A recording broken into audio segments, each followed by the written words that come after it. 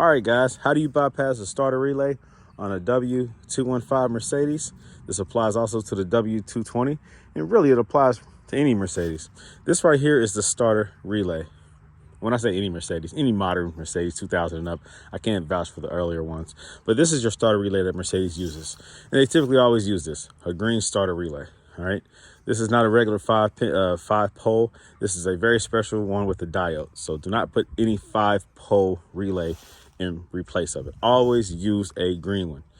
So how do you bypass this to see if your starter is good or bad? You're trying to basically start the car. Do what the relay is designed to do to activate the starter when you put the key into the ignition and turn it into the start. So a way to bypass that is to look at pin 30, which is this one right here, and this is 87. 30 and 87. 30 and 87. Pay attention. There's an 87A. We're not going to use that one. 30 and 87. You match it up inside the fuse box. This is on the passenger side of a W215. In this case, this is a CL600. This right here is where the fuse goes.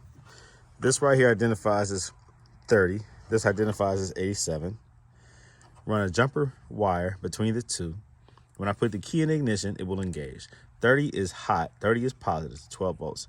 Basically, it's a switch in between. It's what the relay does.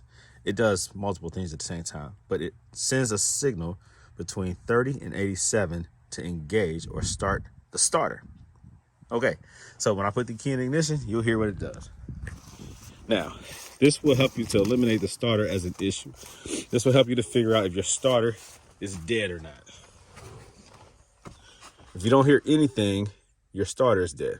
If you hear it trying to crank, your starter is good.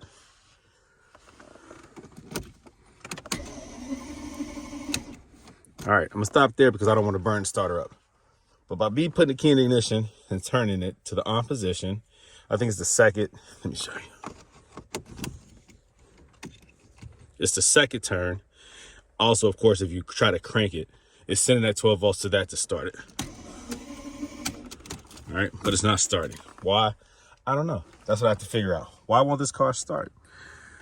But that helps you to eliminate the possibility that the starter is bad. The starter is good, but there's another issue why this car won't start.